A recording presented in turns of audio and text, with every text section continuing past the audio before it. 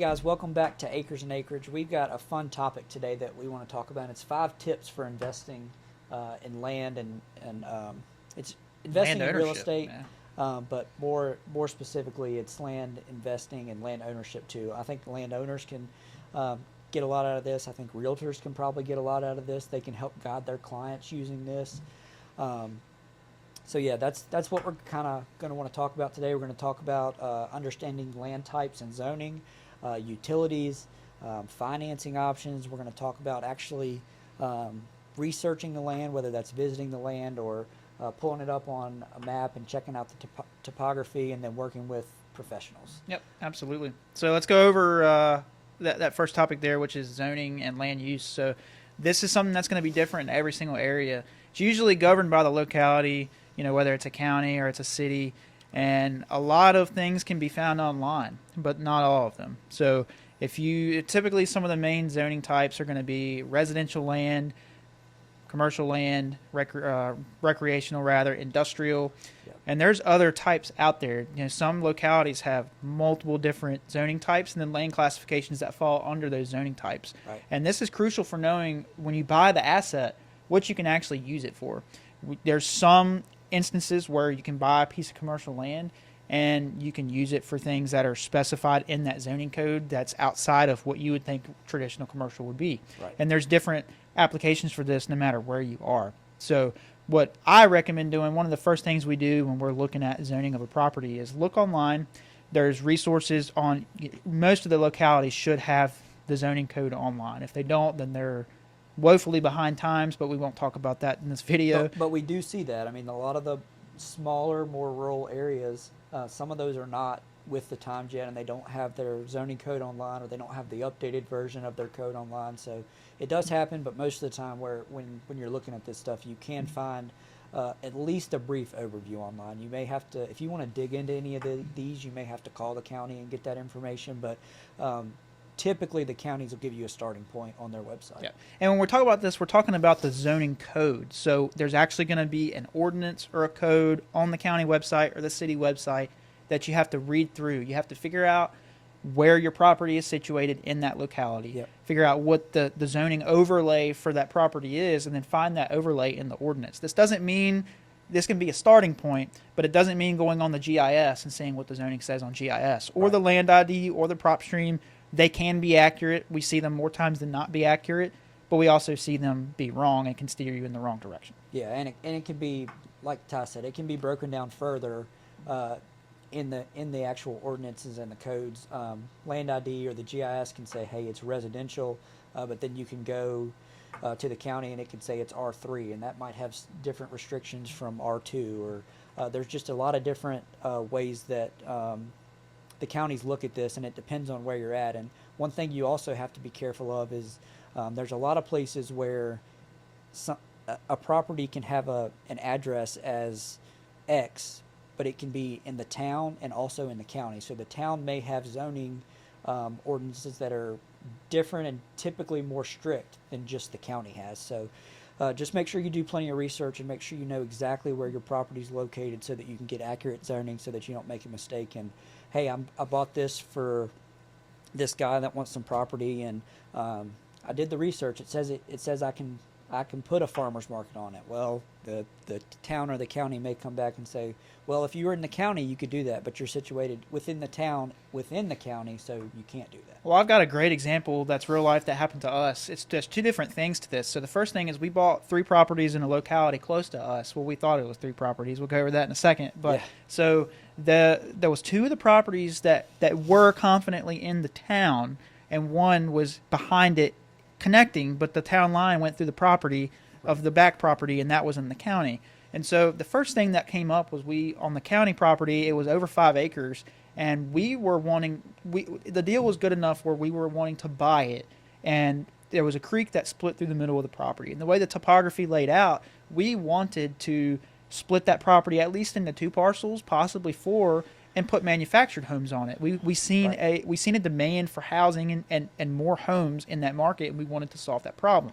And there's a house actually being built right behind this property too. A builder's actually building there right now. So we knew that the demand was there. Yeah, the demand was absolutely there, and so we were shut down on cutting that property at all because there was road frontage, there was paved road frontage, but they weren't state maintained roads, and the county required under the zoning ordinance the road to have a minimum of 200 foot of state maintained road frontage per each parcel that got cut. So we would not have met that. So that shut that down pretty quickly, but we made it through closing. We got all of our due diligence done. We made it through closing, and these particular properties. Let's back up one step. So we get to closing, and the deeds as we're supposed to sign them, they come as 2 separate deeds, not 3. We were buying 3 properties with 3 tax IDs, but the deeds as prepared for us by the title company, and this is a mistake that we made, there were 2 deeds. So before we signed, we said, hey, this deed that has the 2 properties on it, are we going to be able to split that? Because we are trying to go to market with these as 3 separate properties.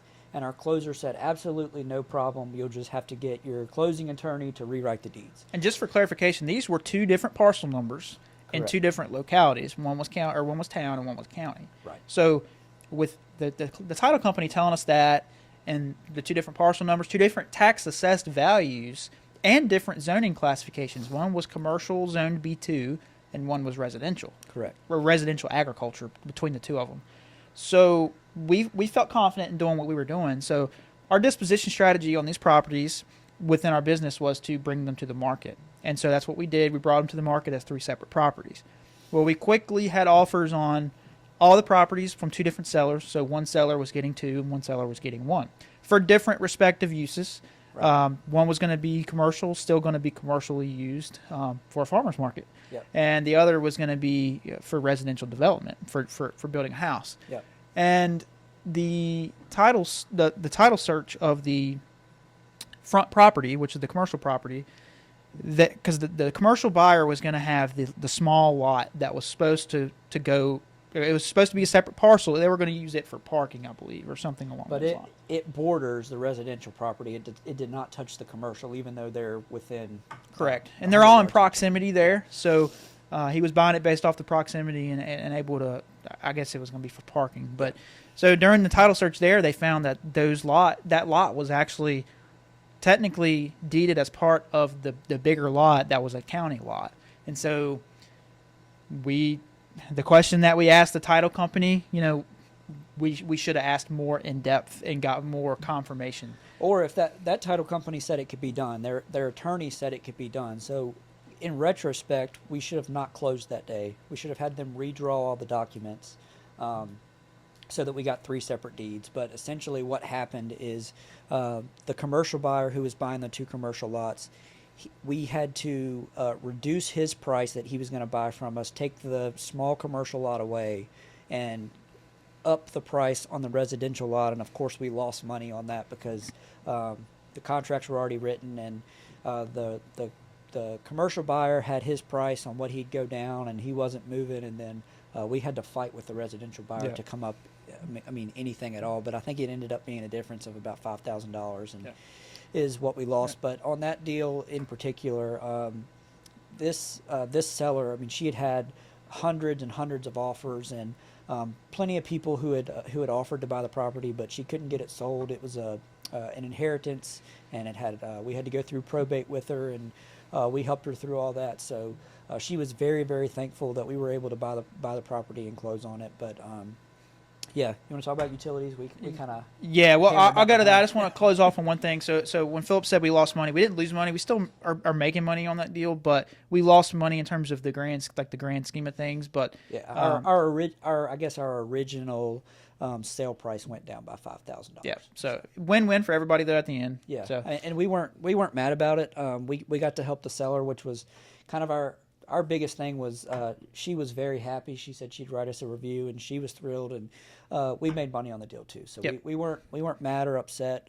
We're not going to use that title company anymore. But other than that, Yeah, That's all I definitely. got to say about that. Definitely. So let's go utilities. So when you're talking about utilities, I mean these are going to be crucial for what you want to do with the property. If it's Yep. building something on it, if you're buying a piece of property recreational and you want to hunt on it and that's it, unless you're going to put a hunting cabin on it, I guess you don't have to worry about this section. Yeah. But it is something that you definitely need to consider. So we're talking about septic or sewer. So a lot of times you would think a infill lot in a suburb or a suburban area or a city will have sewer, access to the public sewer. Well, not always. I know me and you have both owned property, homes in a city, a metropolitan statistical area of over 300,000 and be on septic, private septic. So this is always something you have to confirm. This is as simple as calling the county, usually environmental health, and asking if there's access to public sewer. Right. And if not, then if you're buying a property with intentions of developing it, building on it, then you have to figure out, can you put septic there? Right. So septic tanks it's very important that the soils are permeable. Basically, and I'm not a contractor, I'm not a soil scientist by any means, but the soils have to be able to drain the materials that go into the septic tank. Right. And allow that tank to work properly. And there's not just one type of septic. There's alternative systems. There's conventional. Conventional tends to be the cheapest. When you get a perk test done, soil percolation test, you're testing the soils to make sure that they're applicable for that conventional septic system. Right. So perk tests, we'll talk about this in the professional section, talking to soil scientists in these companies, but they tend to range anywhere from the area of 600. Actually, right now we're paying 400 a lot. So 400 to about 1,800 we've seen as high as that. So it really depends on how they are testing. Some of them are using hand augers. Some of them have to go out and actually dig a 3x6 pit in the ground with an excavator. So you can see how the cost changes there. Yeah, and there's going to be a lot of factors that factor into your price. I mean, if you want one spot perked, it's going to be cheaper than if you go in there and you say, hey, I might want to put a house on 6 different areas and they're all 2 acres apart. Yeah. So I mean, there's a lot of factors that go into that, but you can call soil scientists and get quotes and all that stuff. Obviously, the easiest deals you're going to do are if you have all public utilities. You have public water, you have public septic, and you have electric there. But electric's probably next on the list of kind of what I'll talk about, and that's an easy one. Does it have power or not? There's some different options now for getting power to houses. There's solar systems. I know Tesla sells a roof that'll power a whole house now, but you have to factor that in. If there's no power or electrical at or near the property, how is that going to affect your resale price? What do your comps look like? Do your comps, the stuff that you're comping against, do they have electrical? If they do and your property doesn't, they're probably not a good comp.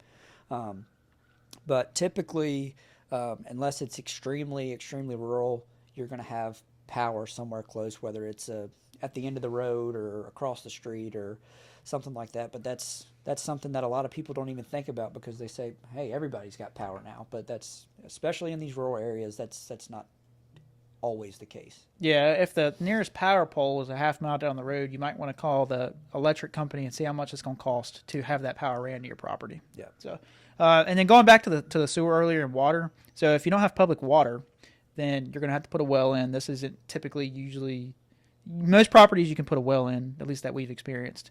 You can call up the local companies, get some referrals from local people in that market that have a company that they've used to drill a well in the property, and that's how you can access your water. But there's going to be areas where there's logistical challenges to that, so you just need to watch in each market that you're operating in. Yeah. And then something that I always talk about, I'm a big tech guy. I'm never going to buy a property if I can't have internet there. I like to be able to stream video, and I like to be able to work on my computer and that kind of thing. So just keep an eye out for that. Elon Musk now has Starlink, which is pretty good, but if you're surrounded by trees, you may have issues with that too. So just I wouldn't say that I would fully discredit a deal because it doesn't have internet there, but I think it's just something to keep in mind. Make sure that when you comp your properties, that your comps are very similar in the types of utilities they have and that kind of thing. Yeah, if one of your comps, you call up the agent that sold it, or you talk to somebody who operated or transacted that property, just it's a simple question. Ask them if they had access to that internet, and if they did not, then you can probably use their valuation. Exactly. Yep. So I guess next is financing options. So Yeah. The reason that we really liked the idea of land investing is there's a pretty low startup cost, and we personally had some capital to put into this, but we also have a lot of relationships and a lot of people were willing to invest into our business. And the way that we use investors is all of our overhead and our hard fixed costs, we pay for those ourselves. But if we use investors, we will use those to acquire properties. So you have private investors, and private investors, in my opinion, if you're going to get financing, that's the best way to do it, because you and your investor can agree on terms that work for both of you. Mm-hmm. If you talk to your investor and they say, hey, I want 25%, and that can be 25% interest, you can do it on a note that you can pay them monthly, or they can say, I want 25% of your profit, or 25% of your deal, or 50% of your deal. There's a lot of people online that are private investors that will deal fund your deals for you. But I will tell you that they're going to take a lot of your money, and your deal better be a home run. It better be perfect. We've submitted probably 4 or 5. Probably 5. Yeah, 4 or 5 deals to these people, and every time we get shot down on them. And there's deals in there where we've made good money on. Yeah, I mean, we're getting shot down on deals that we've been able to actually make 5 figures of profit on. So there's they're looking at it as they're putting their capital out. How much risk are they taking? How fast they think they can get it back, and is it enough meat on that bone for them to actually make it worth their while? Their return on investment, their IRR. So there is very strict criteria to that. We definitely like the private lending route. We like, for one, you're making those connections because those are connections that can lead to other opportunities for you, right? Or just relationships. So and I mean, everybody, well, not everybody, but most people have friends, they have family, mm-hmm. They know somebody with some money. So again, we got into this business to help people. If we look at our investors as saying, hey, we can make you this percentage that you're not going to make in the stock market, and typically we have your money back to you within 6 months. Yeah. So there's do you want to say what we're paying, what we've paid? Yeah, we can. I mean, we pay our investors 15%. Yep. And that's on a note. So we do a 1-year note. We also put in our notes that if we don't sell it in the first year, they can have the property. So we will sign our rights over to the property based on our contract with them. Or if we don't sell it within a year, they can tack on an extra 10% of interest. Yeah. We've never gotten to either of those situations. We've never gotten close to either of those situations, thank God. But yeah, so private money is probably our favorite, private investors. The second thing that we talked about was deal funding. I want to go back to that a little bit. Ty and I have had some, I won't call them arguments, but some discussions about deal funding and what we think they'll approve and what they won't approve. And I've kind of coached him with my business background to look at it as a business person, because most of these people that do the deal funding are land investors already. So you have to look at it as, say you bring them a deal and you're under contract for $60,000. You think you can sell it for $100,000. So they're going to make, or based on your comps, you can sell it for $100,000 within 4 months. So you have to look at it like that's a 50-50 split. So $20,000 and $20,000. These people are also land investors. So can they take $60,000, buy their own property, and resell something for $100,000 and not have any risk with working with somebody else, and they make the whole $40,000? Yeah. So you just have to look at it like the deal really needs to be a home run. There has to be a lot of meat on the bone for both sides. I think it is a valid way to get into real estate investing, but it really is hard in land to find a deal that is a big enough home run. Where got to be super efficient with your lead generation and your acquisition. I mean, you got to have great deals coming to you. Yeah. And if you're getting in this to really bring value to the landowner, then you're not probably going to have as many of those opportunities. There's going to, we have we're buying properties right now that we feel like they're, we think it's a good deal, but we wouldn't be able to take it to a deal funder and they do anything with it. Yeah, So exactly. you have to look at that. And so let's talk about financing for the person that wants to go out and buy that dream property. They want to go buy just a piece of land, and what kind of options are available to you. Well, let me start out by saying I'm not a loan officer. I don't work for a bank, but there are financing options out there through traditional banks. We don't typically work with traditional banks, not that we're not open to it, but we've not needed to. Right. And if you're going to buy a piece of land, you're going to have to bring usually at least 20% down. So depending on where that is, that might not be a whole lot of money, but some of these, a larger recreational tract, you might be bringing, five digits of money to the table to close that property. So something that, if you pay cash for a piece of land, a lot of people don't know this, but there's loan options for people. If you're going to go and you're going to build on this property, if you pay cash for the land, the bank will sometimes collateralize that value of that land as your down payment for your construction loan. So the only cash you're bringing to the table is for the asset of the land, and then you're financing the building out from that. Right. So talk to whatever bank institution or whoever you would go through, because they might have an option there. And something a lot of people forget about is owner financing. So back to the bank thing before we get to that, and I would strongly suggest you work with local banks that know your local market, because they're going to be much more in tune with what's going on in your area. They may be more likely to shoot you down for a loan, but if they are, that's to protect you. It's not because just because they don't want to give you money. So Yep. I would suggest stay away from the national banks if you're trying to do any type of construction loans or loans for buying land, that kind of thing. Yep, absolutely. And so going to seller financing, to wrap this point up, if the person owns that property free and clear, that you're going to be buying the property from, you can always pitch, owner financing to them so they can become the bank. It's important to understand that if somebody's willing to take on the risk and do this, that it has to be terms that are a win for both sides. An angle I often hear investors use when pitching seller financing is, why would I try to get you to finance me this property versus go to the bank if you're not going to give me better terms? That's an investor angle, but you have to remember that the person on the other side of that is taking a risk by allowing you to do it. So it's something to understand. And if you're going to do that, have somebody, like have an attorney, a real estate attorney in your state, or somebody, a title company, draw up an agreement for you. That way you protect the interest of both parties, because you don't want to get into something that maybe it was just like a rent-to-own contract or something, and then heaven forbid something happen, and then you're out, equity and that you think you have. Right. So just protect yourself, but that's certainly an option, and a lot of people don't know that, but that is a very real thing that can happen. So. Yeah, and before we move on from financing, I want to bring up the other side of owner financing, which can be a disposition strategy for land investors. So if you buy a property and you own it outright, then offering owner financing can oftentimes help you sell the property and dispo it faster. Just make sure, like Ty said earlier on owner financing, that it's something especially that works for you, but typically you're not going to be able to get a deal unless it's something that works for you and for the seller. So that's just a disposition strategy.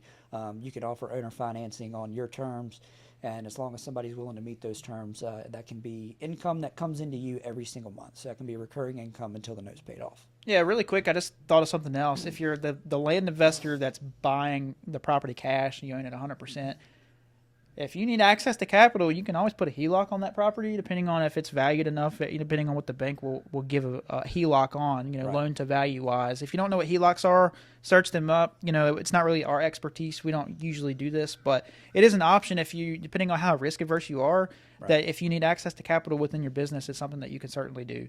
So, I think that wraps up for financing. We'll go into to visiting the land. Yeah. And something I want to go over really quick with this point that I think is very important, and we touched on this in our last video. Visit the land to confirm the access of the property. Right. So we've bought a property that on maps did not look like it had road access. There was what you can describe as maybe an easement cut into the parcels going to the property. But until we drove and actually went to the property, we didn't realize it was a nice maintained road. It was gravel. It was gravel, but it was not rutted out or anything. Right. It was well taken care of. So without driving to the property, we would have never known that. And so it can work the other way too. It can be a road, but you drive to go look at the property, and all of a sudden it's extremely rutted out. And if you're buying it to flip it, how is that end buyer going to see the property that they can't even drive up to in their their regular vehicle. You know, if it's not a 4x4 that's lifted, and you know, they might be coming to look at it in a Volkswagen, you know, Passat, and they can't get back here. You know, so that is something that's very important. That's why we like to visit our properties. Not going to say we've visited all of them, because we certainly haven't, but the ones that we haven't visited, we've used professionals in the area to go look at the property. Yeah, and it's funny because when we first got into land investing, we bought the hype. So we thought, hey, this is something we can do from behind a computer screen. You hear me say this. You'll probably hear me say this in every single video we do. Yes, it can be done from behind a computer screen, but you'll be more successful, and you won't make as many mistakes if you go visit the property. So we bought the hype when we first got into land investing, and one of our investors that we were using to buy a property, we brought this deal to him, and he said, I'll do the deal with you, but you have to drive down and see it. And we were not planning on going to see this property. It was 6 and some hours away. Yeah, so it was in northern Georgia. We live in southwest Virginia, so it was about 6 hours away. But our investor said, hey, if I'm going to give you the money, I need you to go put eyes on it and take some pictures, take some video, and go see. And part of the reason that he said that was this property had, on the topography, it had some chicken coops beside it. So he was very worried that in this property, it was an infill lot in a upscale neighborhood. So we weren't as concerned about it because the comps and the data showed that we could do some value add and sell it for a good margin. But he said, I'll do the deal with you, but you're not getting the money till you go down there. So we were kind of discouraged about that, but we got in the car. We drove to Knoxville, Tennessee. It was Knoxville, right? Yes. Yeah, we drove to Knoxville, Tennessee, and I think we got there at like 10 or 11 at night. We got there at 9:45. I remember vividly because we found a bourbon bar. We're both bourbon drinkers. Mm-hmm. We're like, hey, we'll just go to the bourbon bar. We'll get a drink. And not knowing it closed 15 minutes. Yeah, and then we'll go to the hotel. So we drank our bourbon a lot faster than we wanted to. Slammed it.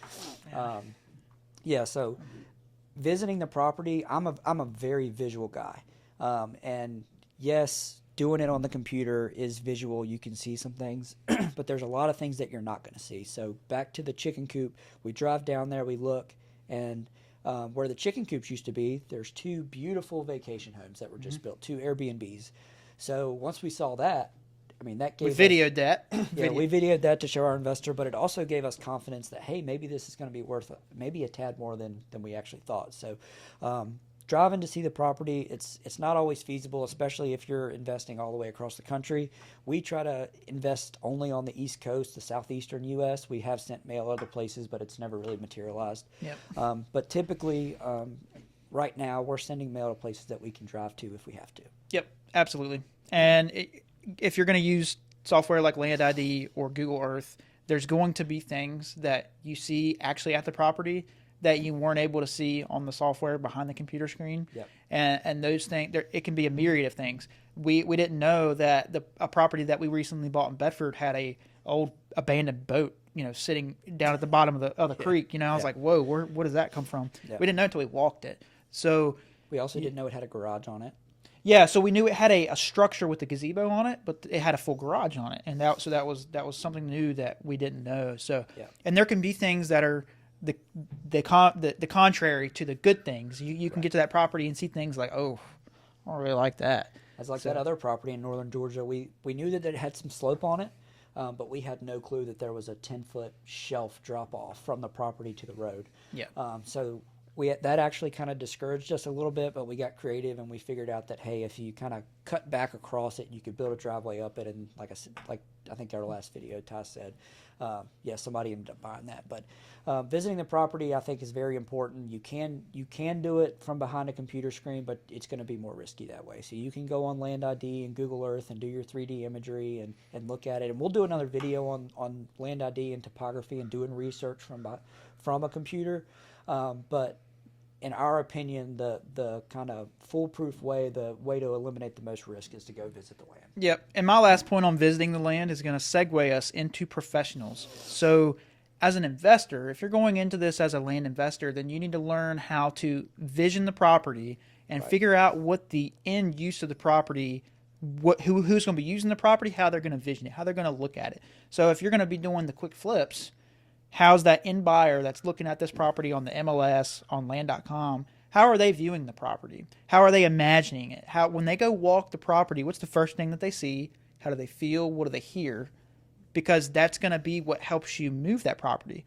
Where if you're the one that's going out in the market looking for property, you may not have that experience to be able to envision, I think I can put a house here. I think I can cut a driveway out here. And if you can't, then you need to enlist the help of professionals. If you don't know if you can build there and you're looking at a property, call somebody up who builds houses and that, you know, just make a connection with them and take them out there to the property with you, you know, or somebody that, you know, you might have somebody in your family that's built the house before, you know, or built their dream home. Have them come out there with you. Somebody that has experience doing what you might not know. Yep. And it doesn't help, or it doesn't hurt to get that extra set of eyes on something. They may see something that you don't. Yeah, and I mean, visioning the property, there's not always going to be help that you can bring in. But this is where I think Land ID is very useful and can be very important. Look on Land ID and look for similar properties that are shaped similar, that are sloped similar, and what are they doing? How are they cutting the driveway in? Where are they putting the house at? Where are they putting trail for recreation? That kind of stuff. So Land ID, I say it a lot that you shouldn't do this from behind a computer screen. It can be done, but you're more successful the other way. That doesn't mean the tools that we use are not useful for what we use them for. Yep, and like absolutely. I said, we'll do another video on that with just how we use Land ID and how we use Google Earth and some of the software that we use. Yep, absolutely. And so going into seeking help of professionals, you know, I don't want it to sound like the software that we use is not useful, like Philip said, because it very much so is.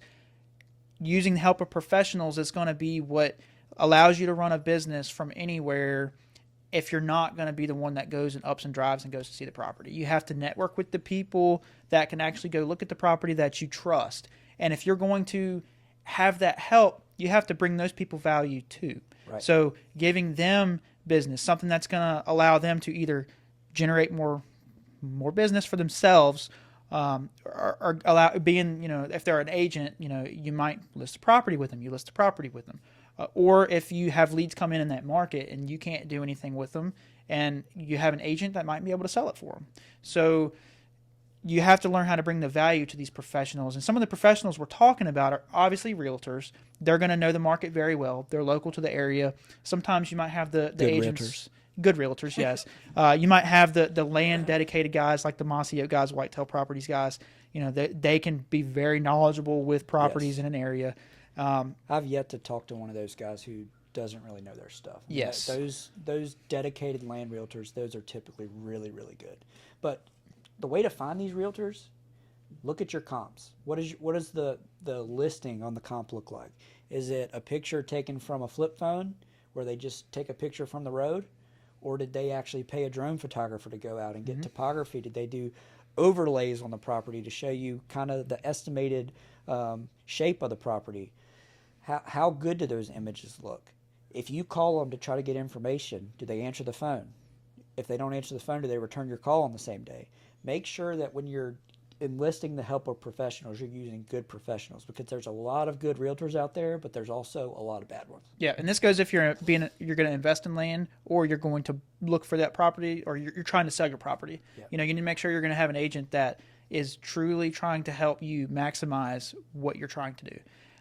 What we typically tell realtors when we call them, especially on the buy side, if we're looking to enlist realtor help on the buy side, we say, hey, we're looking to buy this property. If we end up buying it, if you help us out, we'll list it with you.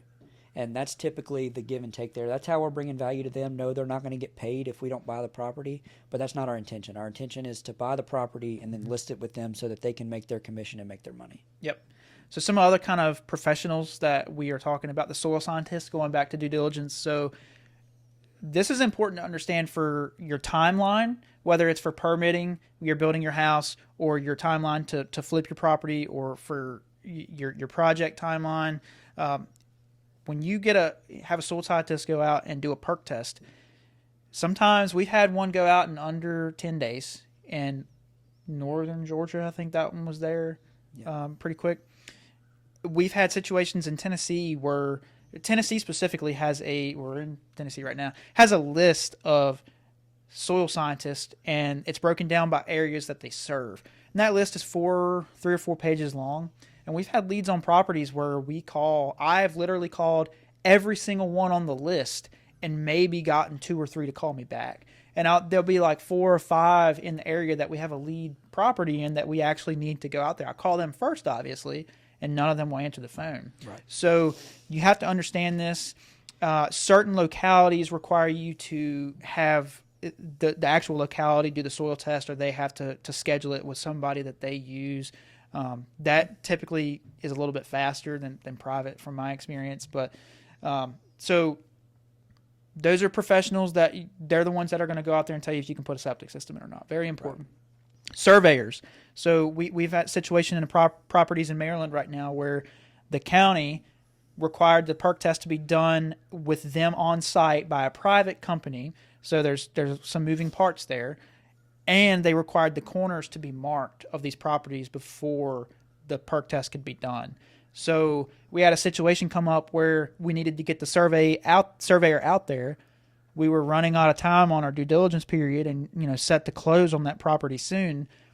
And all of a sudden we need a survey. Well, we call up all the surveying companies we know locally, and the earliest they can get out there, it was November. The earliest they could get out there was the spring. Yeah. So we were kind of screwed right there, if you ask me. Luckily, the company that we were using to do the perk test called him up. He had a good relationship with one of the surveyors. He went to high school with them or something. Yeah. So he's like, let me see what I can do for you. And then all of a sudden, we've already got the corners marked, and it's mid-December right now. And that comes back to relationships. Ty did a great job of building a relationship with the guy that was doing the soil testing. If he had called him up and been a jerk and said, hey, you have to do this in the next week. We have no choice here. We were very understanding with the guy on his timeline, and I think just be professional with these people, be nice, let them know what you need, and sometimes maybe they'll help you out on the backside. So that's kind of what happened with that. Some other professionals that maybe are forgotten sometimes, if you can't go out to the property and do the research, drone photographers are huge. We use droners.io. It's recently bought by the Apke brothers, and they got it back online. But this property in Maryland, we've got a drone photographer going out for $165, and he's going to do images of all 4 lots, 8 to 10 images of each lot, 4K in the format that we want, everything. So use droners. Make sure you're using drone photographers if you can't go out to the property, to make sure that everything looks the way that you think it looks. Yep. Attorneys and title companies. Yep. Get developer. If you're an attorney closed state, like Georgia, for example, is an attorney closed state, develop a relationship with the guys that are going to be closing your properties. Because if something goes south during closing, then they can be there to help try to keep that deal from falling apart. Yep. Title companies, the same exact thing. And make sure you're using attorneys and title companies that will do remote closings, especially if you're not using in your or closing in your backyard. So make sure that they'll actually send a mobile notary to you, so that you don't have to drive 5 or 6 hours just to sign paperwork. It'll cost you anywhere from $150 to $300 to do a mobile close, but it's worth it. Yeah, so, absolutely. All of the deals we've done in Georgia and Tennessee, we've done mobile closings on. We signed the closing of our first flip on the back of a pickup truck. Yeah, so that's a good one. So I had my pickup truck in the parking lot of a random parking lot in Roanoke. It was a windy day, like I think I've said before. I'm a golfer, so the lady shows up, and I said, I don't think we can get inside this building. Do you mind if we just sign the papers right here on the back of the truck? She said, I don't care. So she pulls the papers out, and the papers start flying everywhere, all over the parking lot. So we actually signed the papers on the back of a pickup truck using golf balls, a box of golf balls, as our paperweight. Yeah. Very interesting, but it was so worth it. Yeah. It was so cold, it was so worth it. So. Yeah. So I say all the time, don't try to do all of this from behind a computer screen, but 90 to 95% of it can be done. Just make sure that if you're putting the money up, or especially if you're putting somebody's money up to buy a property, make sure you know pretty darn well that you want that property. Yep. My last thing with professionals, and this will probably lead us out of the video, find your local real estate meetup. If you're on the investor side of it, if you're going to do this as a side gig, as a business, find the meetup. Those are professionals in there. Get to know the people. Just build relationships with them. Go and have dinner with them, have lunch with them. I've connected with people on LinkedIn that are seeing what I'm doing, that are asking me to lunch, and I'm so excited to go and meet these people. And I always enjoy going to the real estate meetups Yeah. because We I'm meeting both new look people. forward to it every week. Yeah, meeting new people. These people they're not just bringing us leads. They're not, but we're learning from them. They're learning from us on some of the land specific stuff. And we've been going to the same meetup since April now of 24, Yeah. and we're known as the Land Guys, and that's a pretty cool local thing to be known as. And that's why we're doing these videos, is because we want to be the Land Guys. We want everybody to know us as the Land Guys. So, yeah, and that you bringing up the meetup makes me think of one more person that, I mean, you can actually get in touch with, and it can help your business, and that's a marketing person. So we met the guy that does our marketing. We met him at the meetup, and recently he's given us some advice. He's done our website for us, which we've gotten some leads from. Actually, some of our mailers that we send out, people are responding by form submission on our website now, which we never would have thought would have happened. But Yep. some of those are coming in that way, and then we've done some social media experimentation with him, where we're doing some social media ads and that kind of thing too, to see if that bears any fruit. But I think a marketing person is important, because we got with him at the beginning of November. He built our website. He's done some SEO, and if you type in land buyers in Roanoke, which is where we're from, we are the first. We're the top result that's not a paid or a sponsored link in there. So Yep. just having ways that people can find you if they want to contact you to either sell their property or do some evaluation or ask for some advice. Just the more ways that people can find you, the better off you're going to be. Absolutely.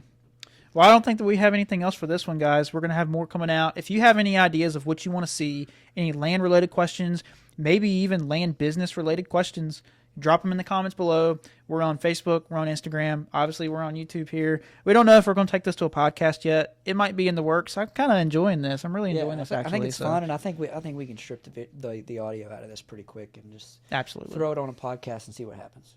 Yep. So go ahead and find us there, and we'll see you at the next one. Yep. We'll catch you next time, guys. Thanks.